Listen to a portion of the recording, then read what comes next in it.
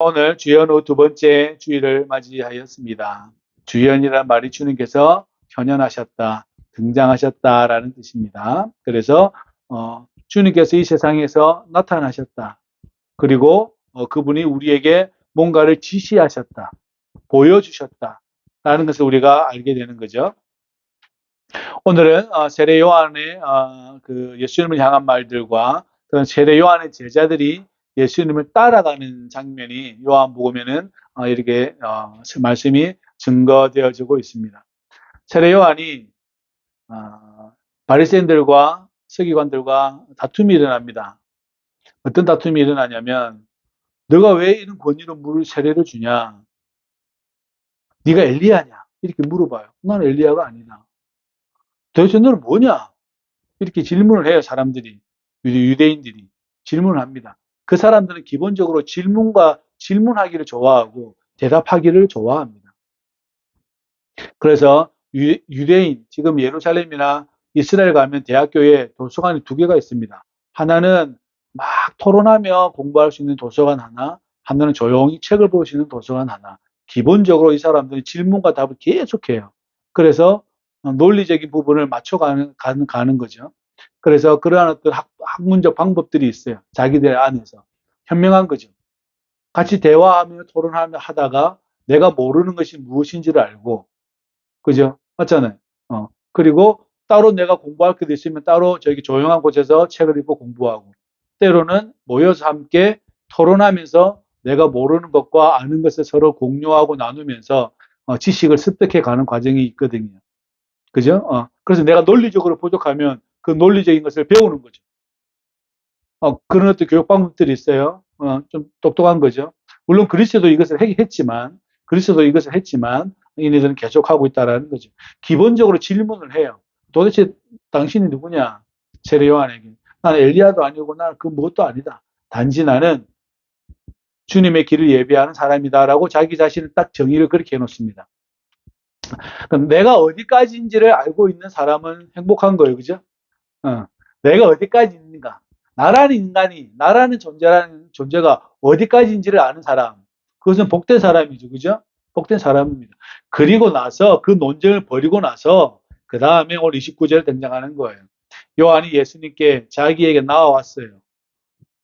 자기한테 오니까 뭐라고 이야기하냐면 보라, 세상에 죄를 지고 가는 하나님의 어린 양이다라고 말을 하고 있다라는 거예요. 마지막 때가 가까이 왔다라는 말을 하고 있는 거죠. 그래서 이 마지막 때는 시간의 끝이 아니라고 늘 말씀드렸죠. 시간의 끝이 아니에요. 마지막 때는 절대 시간의 끝을 이야기하는 게 아닙니다. 그죠? 잘 기억하셔야 됩니다. 시간의 끝을 이야기하는 게 아니에요. 그러나 다시 새로운 시작이 시작되었다. 새로운 시작이 도래가 되었다. 새로운 시대가 왔다라고 이야기하는 거죠. 아담에 의해서 뿐만 아니라 온 인간이 그 죄 아래서 있음을 누구로부터 다 없애버린다는 이야기죠. 예수님을 통하여서 없애버리는 시간이 하나님으로부터 왔다라는 겁니다. 보여졌다라는 이야기, 그 이야기를 하고 있는 거예요. 그래서 세례 요한이 지칭하면서 보라, 세상에 죄를 지고 가는 하나님의 어린 양이다, 이렇게 이야기하는 거예요. 어린 양은 여러분 잘 아시다시피 어떤 것이죠? 속죄물에 쓰이는 거죠. 거기에서 여러분 가장 강렬하게 저와 여러분들이 보는 장면이 어디냐면 아브라함이 이삭을 번제물로 바칠 때, 그죠? 번제물로 바칠 때, 그때 저와 여러분 잘 기억할 수 있죠. 하나님의 어린 양이다라고 이야기합니다. 그럼 죄가 뭐냐라고 우리가 따라서 묻어야죠. 죄가 뭐냐? 뭐 살인, 뭐 강도, 도둑질, 어쩌고 저쩌고 온갖 일들을 하게 하는 근원을 이야기하는 거예요. 내가 도둑질하고 탐욕도 부리고 뭐도 하잖아요. 인생들이 살다 보니 예수님 이전을 기준으로 해서 사람들이 살다 보니 탐욕과 뭐 시기와 질투와 미움과 용서하지 못함과 뭐 수많은 일들, 그 다음에 좀 더 해악질스러운 거는 살인하고 간음하고 도둑질하고 강도짓하고 거짓 증거하고 뭐 이런 게 많이 있잖아요. 이걸 우리는 일반적으로 보는 죄라 그러잖아요. 근데 이 근원이 뭐냐? 이 근원. 이것을 짓게 하는 근원이 뭐냐라고 묻는 거예요. 그리스도교는 이렇게 다양하게 표현되어지는 이 근원들의 가장 깊은 곳에는 죄가 있다라는 겁니다. 이 죄가 인간을 어디로 이끌고 가냐? 이 죄가 인간을 어디로 이끌고 가냐? 사도 바울은 말하잖아요. 사망으로 이끌고 간다. 죄의 삭스 뭐라고요? 사망이다. 이렇게 이야기하잖아요. 그걸 이야기하고 싶은 거예요. 죄가 뭐냐라는 질문을 우리가 정확하게 해야 하고, 그것에 대해서 내 마음속에 그것이 앙금으로 남아있다라면 계속해서 우리는 그것을 벗겨내는 장면을, 삶을 살아야 되는 거죠. 맞잖아요. 내 안에 탐욕이 있고 모두 이렇게 막 있어요. 그것을 겉으로 보여지는 것 뿐이에요. 그 아래에 깔려 있는 게 있어요. 그 아래에 깔려 있는 근원적인 것들. 예수를 제대로 믿지 않았기 때문에 여전히 나를 괴롭히는 것들. 그죠? 물론 여기는 예수를 처음 봤으니까 그전에는 방법이 없는 거죠. 율법으로는 뭘 없앨 수 있어요? 보이는 것을 없앨 수 있어요. 보이는 것. 율법으로는 보이는 것은 없앨 수 있어요. 충분하죠. 그죠? 우상에 절하면 안 된다. 안식일 거룩하게 지켜야 된다. 도둑질하면 안 된다. 간음하면 안 된다. 살인하면 안 된다. 부모를 공경해야 된다라고 율법에 명시되어 있는 것을 지키긴 할 수는 있어요. 그러나 그 행위에 가장 기본이 들어있는 저 밑바닥에 있는 모든 인간이 할 수밖에 없는 그것이 뭐냐? 그게 죄라는 거죠. 그런데 이 예수님이 그걸 다 짊어지고 간다는 이야기인 거죠. 그 죄를 없애려고. 결국은 저와 여러분들에게 뿐만 아니라 모든 인간에게 무엇을 없애려고 한다는 이야기입니까? 사망을 없애려고 한다는 이야기인 거죠. 죄란 그것을 이야기하는 거지. 주님, 제가 도둑질을 좀 했는데, 제가 욕심을 부렸는데, 죄가 지었습니다. 이런 이야기 밑에 더 깔려있는 이야기가 있다는 거예요. 더 깔려있는 이야기가. 이것을 계속 하다 보면, 나라는 인간은 어디로 간다는 이야기인 거죠? 사망으로 간다는 이야기인 거예요. 생명으로 가지 않고 사망으로 간다는 이야기죠. 그래서 우리는 예수님을 뭐라고 부르냐면 죄 없으신 분 이렇게 말을 하는 것 중에 하나는 바로 이것을 끊을 수 있는 분이기 때문에 이것에 의해서 주장을 당하지 않는 분이기 때문에 그러니까 죄가 예수님을 흔들 수 없다고 말을 하는 거예요. 예수님에게 죄가 발견되지 않는다는 이유는 생명이 온전한 생명이기 때문에 완전한 생명이시기 때문에 생명 그 자체이기 때문에 죄가 들어올 수도 없고 죄가 그분을 주장할 수도 없다는 이야기인 거죠. 맞죠? 그 이야기거든요. 그러면서 세례 요한이 보라. 세상이 죄를 지고 가는 하나님의 어린 양이다라고 이렇게 이야기합니다. 결국 이 어린 양은 어디에서 그 죄를 사합니까? 십자가에서 죄를 사하는 것으로 말을 하고 있죠. 그분은 나도 그를 잘 모른다. 알지 못한다. 표면적으로 잘 알죠. 마리아의 아들이고 어쩌고 저쩌고 저쩌고. 그러나 나는 그를 알지 못한다라고 이렇게 성경에서는 선언합니다. 그런데 하늘로부터 음성이 왔는데 성령이 비둘기같이 내려와서 그 위에게 임하는 그분이 곧 성령으로 세례를 베풀 분이다라고 성경은 말씀을 하고 있죠. 세례 요한은 이야기하고 있는 거예요. 나는 물로밖에 안 된다. 나는 물로밖에는 할 수 없다. 그런데 하늘에서 말씀하기를 성령이 그 위에 머물면 그 자가 내가 보낸 자인데 그 자가 성령으로 세례를 베풀 것이다. 그래서 내가 그분의 하나님의 아들임을 내가 선언한다라고 이야기하는 거예요. 증언한다라는 말은 선언한다는 이야기잖아요. 내 말이 맞으니까 들으라는 이야기예요. 다른 말로 하면 경청하라는 이야기인 거죠. 세례 요한의 말이에요. 내가 그 음성을 들었고 그 성령이 그분 위에 머무르는 것을 내가 보았고 그래서 내가 이거 증언하니 너희들도 이 말을 경청해라 라고 어떻게 해요? 명령조로 이야기하는 거예요. 부탁조로 이야기하는 게 아니라 그리스도교 안에서 명령조로 이야기하는 거예요. 부탁은 해도 되고 안 해도 되고 이런 거잖아요. 그죠? 해도 되고 안 해도 되고. 그런데 명령조는 어떻게 해요? 반드시 해야 된다는 이야기입니다. 반드시 해야 된다는 이야기예요. 그죠? 잘 기억하시길 바랍니다. 새로운 시대가 도래하였는데 새로운 시대가 왔는데 새로운 인간이 왔다는 거예요. 새로운 인간이. 놀라운 이야기인 거죠. 어떻게 보면 저 갈릴리에 알지도 못할 저 총구석에 전 지구적으로 봐도 저기 총구석인데요. 알려지지 않은 그곳에 하나님께서 등장하셔서 인간의 모든 죄를 사할 수 있는 새로운 인간이 등장했다는 이야기입니다. 그 등장에 그에게는 죽음이 발견되지 않고 그에게는 생명이 발견된다는 이야기인 것이고, 그분에게는 목마름이 없다는 이야기인 것이고, 그분에게는 주림이 없다는 이야기인 것이고, 그분에게 죄가 이분을 다스릴 수 없다는 이야기인 거죠. 그분이 하나님이 택한 자다라고 이야기하는 거죠. 그래서 너희들은 내 말을 좀 믿어라. 그분을 통해서만이 유일한 구원이 있다라고 말을 한다는 것이죠. 저와 여러분들이 잘 기억하시기를 주의 이름으로 부탁을 드립니다. 전적으로 다르다는 이야기인 겁니다. 전적으로 다르다.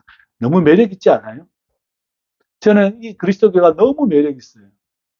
다른 모든 종교를 다 나열하더라도 정말 매력 있어요. 외로운 새로운 인간이니까. 근데 이 인간이 너무 좀 낮게 부르는 것 같은데, 이분이 누구와 어울린 줄 아십니까? 세리와 창녀들과 그 다음에 사회에서 지탄받아야 할 사람들과 어울립니다. 대단하죠? 오히려 더 높은 곳에 가서 바리새인들과 대제사장들과 서기관들과 이 사람들과 어울릴 것 같은데, 도리어 세상에서 제일 밑바닥인 사람들하고 어울립니다. 그러니까 하나님의 아들이 누구와 어울리냐면 세상에 제일 밑바닥 사람과 어울려요. 그죠? 놀랍지 않아요? 너무 놀랍지 않습니까? 저는 그렇게 생각합니다. 새로운 인간이지. 새로운 하나님의 모양이지. 원래 저와 여러분들은 하나님의 모양으로 지음을 받았습니다. 그죠? 그런데 아까 이제 이 말을 드리려고 하는 거예요. 우리 하나님의 이 형상에 스크래치가 났어요. 상처가 났다고. 알게 모르게. 누구의 잘못인지도 모르겠고, 아담으로 소급시키기에는 내가 책임을 회피하는 거잖아요. 연결되어 있을 수는 있겠지만, 그러나 그것이 아담으로 쪽으로 다 돌리면 이게 이상한 건데요. 아담에게만 다 돌리지 마십시오. 그 스크래치가 나한테도 있었다라는 이야기인 거죠. 우리가 예수를 구주로 고백한다라는 것은 내가 예수를 말미암아 내 영혼의 형상이, 하나님의 형상이 온전하게 되었다는 이야기 아닙니까? 그래서 예수님을 치유자라 그러는 거예요. 고쳐주세요 치유자가 아니고, 여러분 다리를 낫게 하시고 손을 펴게 한다고 치유자가 아니라, 내 하나님의 이 형상이 상처를 받았는데 어느 한 부분이 어그러졌는데 예수로 말미암아 이것이 어떻게 됐다는 거예요? 회복되었다라는 거예요. 그래서 예수님을 나의 치료자라고 부르는 거예요. 나의 영혼의 의사라고 부르는 거고, 그분만이 나를 고칠 수 있다라고 이야기하는 것은 거기에 있다는 겁니다. 왜냐하면 내 형상의 문제거든요. 이 보이는 모습의 문제가 아니라 내 형상의 문제이기 때문에 이것을 내 스스로가 고칠 수 없으니 우리는 누구를 의지하며 갑니까? 예수를 통하여서 우리는 갈 수 있는 거죠. 우리는 이것을 빨리 인정해야 돼요.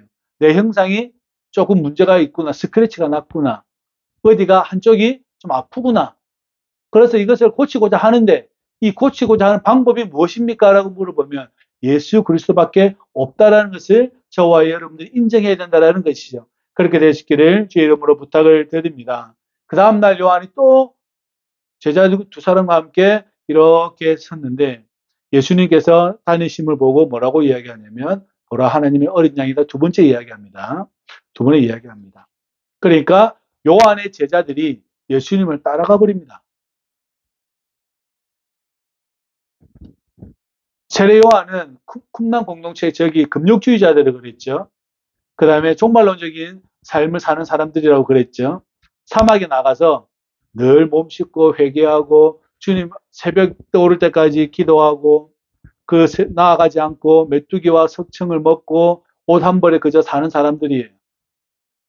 그죠? 그런 사람들입니다. 거의 수도자들이죠. 이 사람들이 공동체가 있었다는 이야기인 겁니다. 그런데 세례 요한이 예수님을 지칭할 때에 이 제자들이 예수님을 두 명이 따라가 버립니다. 다른 말로 하면,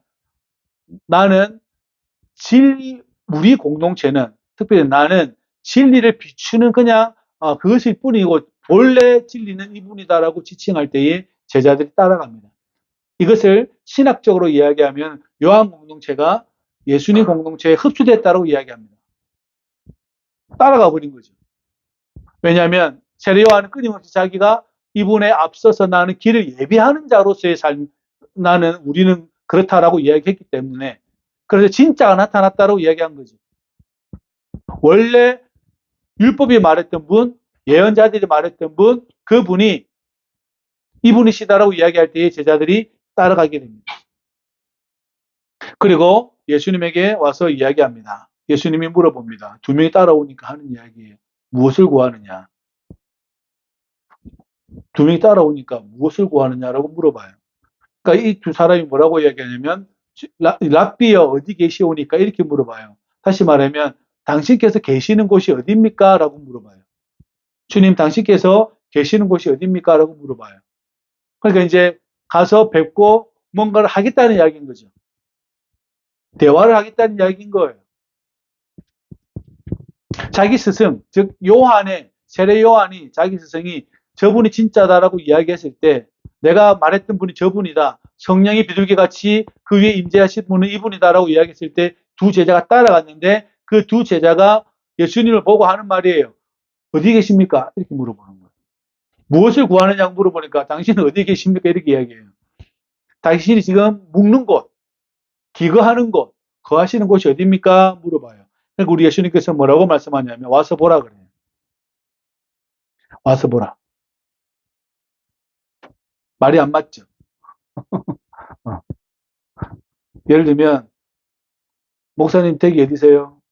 나 여기 남지에 살아요. 이렇게 해야 되잖아요. 말이 그렇잖아요. 목사님 어디 살아요? 그러면 나 남지 살아요. 이렇게 해야 되잖아요. 집사님 어디 살아요? 그럼 난 부산에 살아요. 이렇게 되잖아요. 근데 예수님 그렇게 하지 않아요. 제자들이 물어봤어요. 예수님 어디 계세요? 어디서 머물고 계세요? 어디서 주무실 거예요? 아니면 뭐 어디 쪽으로 가실 거예요? 이렇게 물어보면 예수님께서 나 그럼 저기 창녕 갈 거야. 나 서울 갈 거야. 난 어디 있어? 이렇게 이야기하지 않고 어떻게 해요? 와서 보라 그래요. 와서 보라. 결국 이 말이 무슨 말이냐면, 그리스도인 나를 믿으라는 뜻입니다. 너희 스승이 이야기했는데, 세례 요한에 너희 스승이 이야기했는데, 와서 보라고 하는 건 와가지고 보라는 이야기가 아니죠. 눈으로 확인하라는 이야기가 아니라 나를 믿으라는 이야기입니다. 그래서 이 요한복음이 약간 어려운 점이 있긴 있어요. 그렇지만 와서 보라, 믿어라는 이야기입니다. 그 안에는 믿어라, 믿어라. 저와 여러분들에게 주님께서 오늘 우리에게 하신 말씀이에요. 그래서 이분들이 예수님과 함께 그 시간들을 보내고 밤새워 이야기를 합니다. 뭔 이야기를 했는지는 모르겠지만 그것은 신비 속에 남겨져 있겠죠. 우리는 그 현장에 있지도 아니었고 그 말들이 증언되지도 아니하였으니까 우리는 알 수가 없는 대화의 시간들이 와서 갔겠죠. 그러나 내가 따라갔을 때에 그분의 하신 바를 내가 믿는 것으로 저와 여러분들의 믿음을 요구하는 주님의 말씀을 우리가 오늘 만나게 되는 거죠. 와서 보라. 나를 만나라. 다시 말하면 나를 믿으라는 이야기입니다. 나를 믿어라. 나를 믿어라. 우리도 마찬가지 아닌가요? 저와 여러분들이 이 예배에 나와서 함께 예배하며 또 함께 성찬하며 시간을 보낼 때에 여러분들이 이 자리에 오는 것은 저를 보는 것도 아니에요. 그 누구도 아닌 것도 아닌 거죠. 누구를 만나러 왔습니까? 예수 그리스도를 만나러 온 거죠. 그래서 여러분들이 성찬하는 거예요. 예수 그리스도를 만나러 온 거예요. 이 자리에 시간을 보내려고 하는 이유 중에 하나는 바로 그것이고, 우리가 왜 매일 기도해야 합니까? 왜 우리가 매일 찬양해야 합니까? 내 마음이 기뻐하고 즐거워야 합니까? 라고 물어보면 그렇게 기다렸던 그 분을 내가 만났으니 기쁜 거죠. 내가 그렇게 소망했던 분을 내가 만났으니까 기쁜 거죠. 그죠? 그렇게 이야기한다라는 거죠. 저와 여러분들 안에 이 믿음이 있기를 주의 이름으로 축복합니다. 그래서 두 사람 중 하나는 시몬 베드로의 형제 안드레라고 이야기합니다. 그 한 명은 누군지를 잘 모릅니다. 보통은 요한이라고 하기도 하고 뭐 빌립이라고 이야기도 하는데 거기는 증언이 그렇게 나와 있지 않으니 우리가 말을 할 수는 없고, 그러나 저와 여러분들이 그 두 사람 중에 한 명이 베드로 형제 안드레입니다. 그런데 이 안드레가 형한테 찾아갑니다. 베드로에게 찾아가요. 형, 내가 메시아를 만났어. 이렇게 얘기해요. 형, 내가 메시아를 만났어. 이렇게 이야기합니다. 그러니까 예수님께서 그 말을 듣고 시몬 베드로가 동생의 말을 듣고 어떻게 해요? 갑니다. 누구를 만나러 가냐면 예수님을 만나러 가요. 그런데 예수님이 베드로를 보고 뭐라고 말씀하냐면 너는 게바다. 다시 말해 반석이라는 뜻이거든요. 반석이다. 그래서 너를 반석으로 삼겠다라고 주님께서는 앞뒤 묻지도 않고 베드로를 그렇게 이야기합니다. 대단하죠. 초대교회에서요. 베드로의 위치가 얼마나 높은지 이해하시겠죠. 예수님께서 사도 베드로를 보시자마자 너를 베드로라 하겠다, 게바라 하겠다로 반석으로 삼겠다라고 주님께서 말씀하고 있는 거죠. 동생의 말을 듣고 그분을 만나 뵈었더니 그분이 나에게 하는 말이 나에게 하는 말. 근데 제가 만약에 베드로라면 내 동생 안드레가 형, 내가 메시아를 만났어. 그래갖고 같이 갔더니 그분이 나이 30살밖에 안 됐습니다. 그죠? 그러니까 나이는 의미가 없어요. 신앙하고 나이가 의미가 없어요. 그죠? 그 예수님이 나를 보고 하는 말이 너를 반석으로 삼겠다는 거예요. 너를 반석으로 삼겠다. 놀라운 은혜의 자리에 있는 거죠. 놀라운 은혜의 자리에 있는 거죠. 그러면서 베드로도 따라가게 되는 거죠. 따라가는 그 베드로의 삶이 있게 되는 거죠. 물론 자충우돌하고 여러 가지 믿음 없는 행동들이 부활이 되기 전까지는 계속해서 있지만 그러나 동생의 그 말을 듣고 베드로도 따라가게 된다라는 것이죠. 그러면서 이들이 도대체 이분이 누구인지를 이제 점점점 알아가게 되는 장면들을 우리는 복음서에서 만나게 되는 거죠. 우리는 한번 생각해야 합니다. 우리가 예수 그리스도를 만났다라면 우리 인생은 내 영혼의 상처는 다 나았다라고 저와 여러분들은 믿음을 가지고 있어야 합니다. 내 영혼의 상처는 나았다. 그래서 저와 여러분들은 그것을 늘 기뻐하며 즐거워하며 살아가는 인생이다. 그죠? 그것을 잘 알고 있고 믿음으로 살아가야 합니다. 오늘날 한국 교회뿐만 아니라 온 세계가 한국뿐만 아니라 전 세계가 물질적인 풍요에 너무나 시달리고 있습니다. 보기는 좋아 보이는 것 같은데 사실은 그것을 통해서 자기 안에 들어와 있는 영혼의 골마짐, 썩어짐에 아니면 약해짐에 대해서는 크게 신경 쓰지 않는 듯 보입니다. 옛날에는 반대였어요. 영혼의 상처, 영혼을 위한 것들, 그 다음에 인간의 참된 길은 무엇이고 이러한 질문들이 계속해서 있었는데 지금은 이러한 질문들이 다 삭제되어지고 어떻게 하면 돈을 더 벌까, 뭐 할까 계속해서 이것으로 계속 인간이 발달되어져 간다라는 거죠. 불행한 일들인 거죠. 그죠? 이제는 탐욕이 자연스럽잖아요. 그죠? 뿐만 아니라 어떠한 형태로든 내가 어떠한 잘못을 했든 수많은 변호사를 다 되어서라도 내 잘못을 회피해 가려고 그러죠. 그죠? 옛날에는 반대였거든요. 더 진실하고자 했고, 더 책임있게 살고자 했고, 더 성실히 살고자 했는데 그것이 점점점 약해져 갑니다. 뿐만 아니라 교회 안에서 이것이 약해져 가다 보니 교회가 점점 더 힘들어져 가고 있다라는 것이죠. 더 약해져 가고 있다라는 것이죠. 우리는 그렇게 되지 않기를 주의 이름으로 부탁을 드립니다. 교회는 계속 이야기해야 합니다. 와서 보라고 이야기해야 합니다. 예수를 만나라고 계속 이야기해야 합니다. 교회는 그러한 공동체입니다. 우리 모두에게 예수를 만나라고 이야기해야 합니다. 구원자이신 그분, 메시아이신 그분, 성령의 기름을 부으실 그분, 성령의 세례를 해주실 그분, 우리를 다스려 주실 그분, 우리에게 생명을 주시는 그분, 그분에게 교회는 끊임없이 이야기합니다. 그가 구원자라고. 그가 우리의 인생의 주관자라고. 그렇게 되시기를, 우리가 그렇게 선언할 수 있기를 주의 이름으로 부탁을 드립니다. 자기 자신에게도 그것이 계속해서 말해되어져야 합니다. 내 안에서. 예수만이 나의 생명이다라고 우리가 계속해서 이야기할 수 있어야 된다는 거죠. 내가 세상에서 시달릴 때에 거의 소음이죠.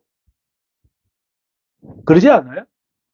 이 세상에서 나에게 전달되어진 여러 가지 정보들과 여러 가지 일들과 나에게 만져진 모든 것들이 거의 소음에 가깝지 않습니까? 저는 그렇게 생각합니다. 거의 소음에 가까워요. 여러분의 영혼을 물어뜯으려고 대기하고 있는 늑대, 승냥이, 이리와 같은 느낌이에요. 그러나 우리 예수께서는 그 소음을 전달해 주지 않고 진리를 전달해 주시고 우리에게 사랑을 전달해 주신다는 사실입니다. 저와 잘 기억할 수 있기를 주의 이름으로 부탁을 드립니다. 뿐만 아니라 내가 내 영혼에 상처가 있고 내 영혼에 어려움이 닥쳤을 때에 나를 치료해 주시고 나를 만져주시는 그분은 예수 그리스도라고 저는 생각합니다. 그것을 믿을 수 있기를 주의 이름으로 부탁을 드립니다. 그것이 여러분 삶에게 펼쳐질 수 있기를. 야곱의 사다리가 저기 베델까지 갈 리가 아니고 우리 집에서 이루어지면 되잖아요. 야곱의 사다리가 옛적에 야곱이 자기 형한테 사기치고 자기 아버지한테 사기치고 갔다가 이러지도 못하고 저러지도 못하고 그죠? 그러지도 못하고 이러지도 못하고 그리고 자기 외삼촌한테도 사기를 당해가지고 또 사기를 치고 오다가 어느 한 곳에서 누구를 만납니까? 천사와 씨름하죠. 근데 이상하게 살다 보니 저도 그랬는데 젊었을 때는 그 야곱의 사다리가 있는 그곳을 갈망했어요. 그러니까 야곱의 사다리가 있는 그 지점, 영적인 지점을 찾으려고 애를 썼어요. 그런데 그게 아니라 나의 가정이고 내 자신의 한 곳에서의 일이라는 거죠.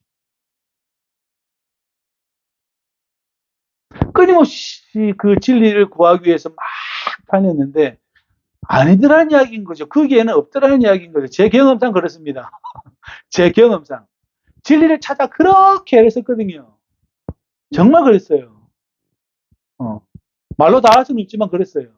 그런데 그것을 어디서 찾으려고 그러냐? 바깥에서 찾으려고 그러니까 문제가 컸던 거죠. 그것을 바깥에서. 그리고 그들의 조언과 그들의 무엇으로 내가 그런 듯해 보였던 거죠. 근데 그게 아니었다라는 겁니다. 야곱의 사다리가 거기에 있는 게 아니라 야곱의 사다리는 자신의 가정과 자신 안에 있었다라는 것을 그 지점이 그 안에 있었다는 사실을 저와 이제 빨리 깨달으시기를 부탁을 드립니다. 내 영혼의 상처가 다른 사람으로부터 낫기를 기대하는 것 자체가 문제가 있는 거예요. 내 영혼의 상처를 나을게 할 수 있는 유일한 분은 예수 그리스도밖에 없어요.